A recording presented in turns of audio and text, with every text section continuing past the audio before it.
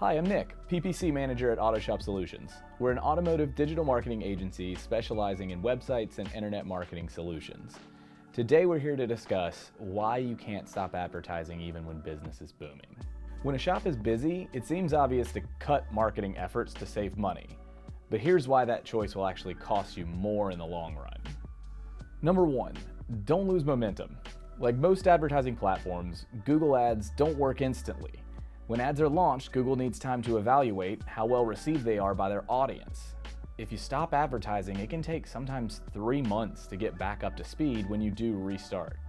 Number two, stay ahead of your competition. I get it, you're busy, and so you're thinking, why do you need to spend money on advertising? But what if your competitors are thinking the same thing? Use this as an opportunity to stay ahead of them. People have short-term memories, so it's essential to keep your brand in front of them. And also, advertising costs less if you have less competition, so if fewer shops are advertising, your ad dollars will go a lot farther. Number three, trade low profit for high profit services. If you're not advertising, most of your traffic will be for basic maintenance services. In many cases, these are things like oil changes and inspections. But imagine if you could turn all of those customers into your most profitable service instead.